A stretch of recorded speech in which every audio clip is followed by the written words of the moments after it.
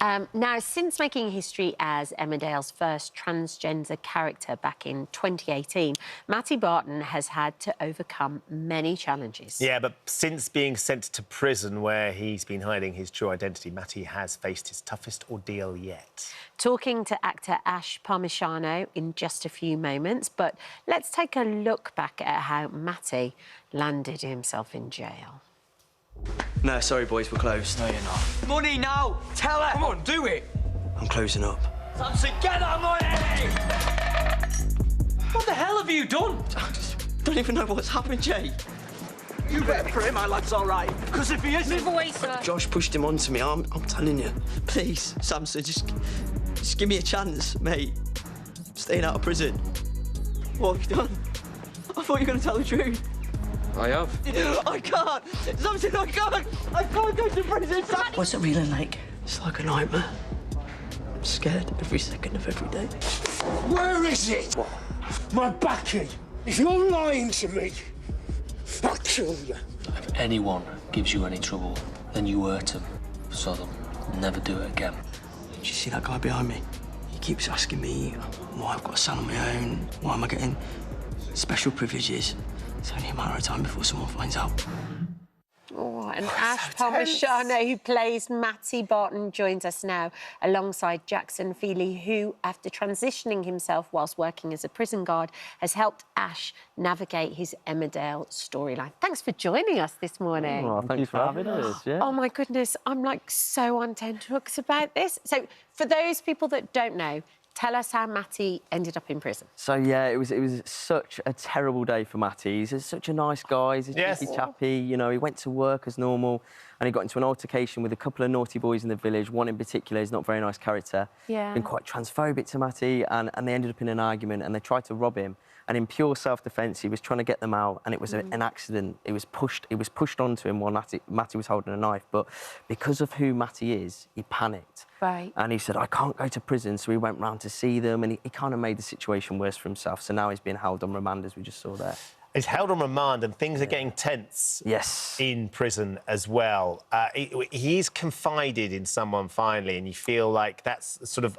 And actually, the reaction that he's had surprised him. That's it. So he's gone in. He's been advised not to mention who he is because, obviously, as a sort of more softer, nicer guy, he's vulnerable anyway, let alone the fact he's transgender.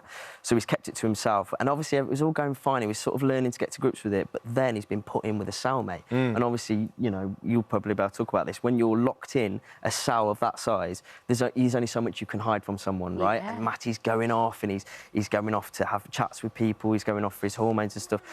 And his cellmate sort of confronts him and says, you know, look, I know something's up with you. The other guys are here and questioning who you are. You're being too quiet. You're not being quite right. So yeah, he has to sort of say, this guy sort of wants to help him, and he has to sort of say, OK, this is who I am. And, like, it's been so amazing to play, so terrifying, so scary, but so great. And without giving too much away, things are going to get tougher, right? That's right, they are, because, obviously, as I said, he's got this cellmate that sort of defended him. He's a bit of a rough kind of diamond. He's a good guy, he sort of ended up in there. And he wants to look after Matty, but he needs to know the truth. But obviously, once it's out, there's other characters in there that aren't as understanding. I mean, he's incredibly vulnerable, and let's face it, like, you know, being inside and having an extra added target on your back is gonna, of course, cause a threat. So yeah, there's lots to come, and it's, as I said, it's been so exciting to do. And we've got it's a big episode tonight. I think we have an exclusive clip, so we're going to show a little clip from tonight's app. Bit sus, this one. But the conversation's riveting in here, eh? Did you want something? Yeah, just chatting. Yeah. Well, I don't think anyone's interested. Not me, anyway. Is that right? Off you pop, then. What's the story with him, anyway? I won't tell you again.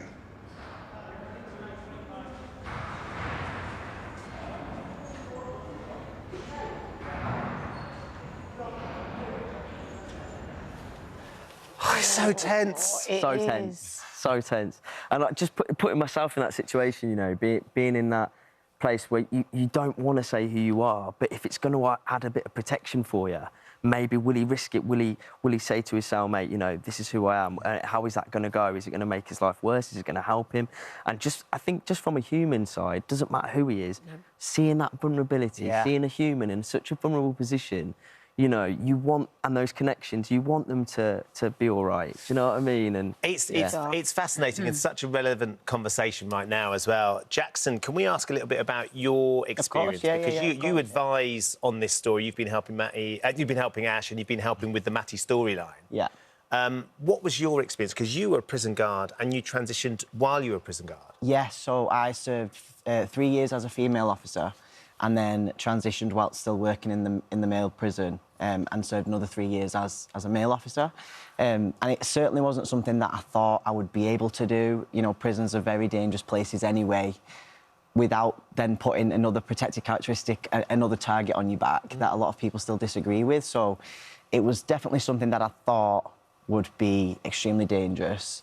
And it turns out that I actually found it really humane and really tried to take those prisoners on that journey with me and show them that it takes vulnerability and it takes looking yourself in the mirror and doing the hard things if you really want to change your life. What was their reaction for those inmates? I think seeing me so vulnerable and so honest made them think, actually, we're all just humans struggling with one thing or another and trying to adapt to the changes that we're so terrified to make in our lives. And prisons can be extremely dangerous, scary places, but they can also be the most human places because everything is stripped back and you're really back to basics. And they saw me in that position and thought, actually, it started to give them the courage and the belief that it's never too late to change your own life.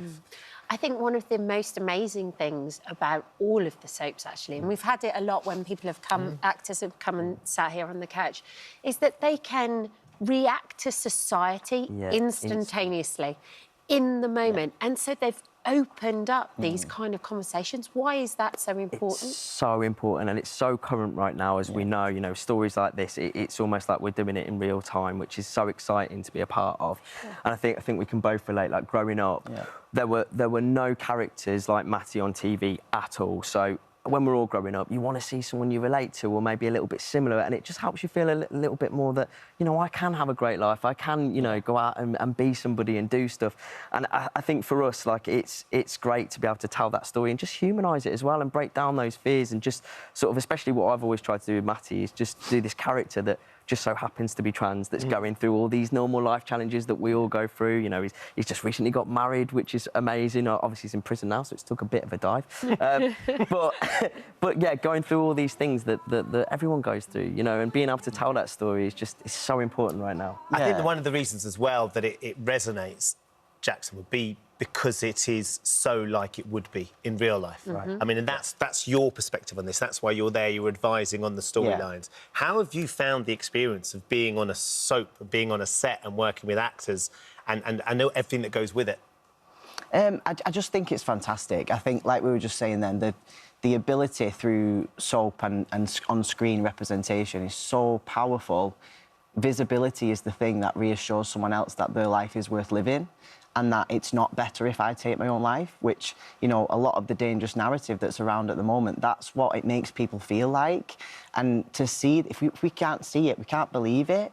So to see, you know, to see Ash and what he's doing and be able to see that I can have a life, I can have a relationship, my family doesn't have to disown me, I can do this, you know, I have to keep going, there's hope, rather than giving up because I can't see or feel or know that it's OK to be myself. Yeah, well, we have to say hats off to the Emmerdale team for getting you involved. And that reaction, Ash, you've got a letter, haven't you, been sent that you keep with you? Tell us about the letter. I think, so obviously when I took on this role, it was a big decision because I come from a small town with a really lovely family and I was living as Ash. I didn't have to put myself out there in the world, and obviously I was trying to get into this, and when I decided to take on the role, I knew it was going to come with some stick. I knew I was going to get some flack. You know what it's like as you put yourself out there. Regardless, yeah. But one thing I got was this letter, and I'll never forget it. A young trans guy came with his mum to see a show that I was in and said, "Can you read this later, like not in front of me?"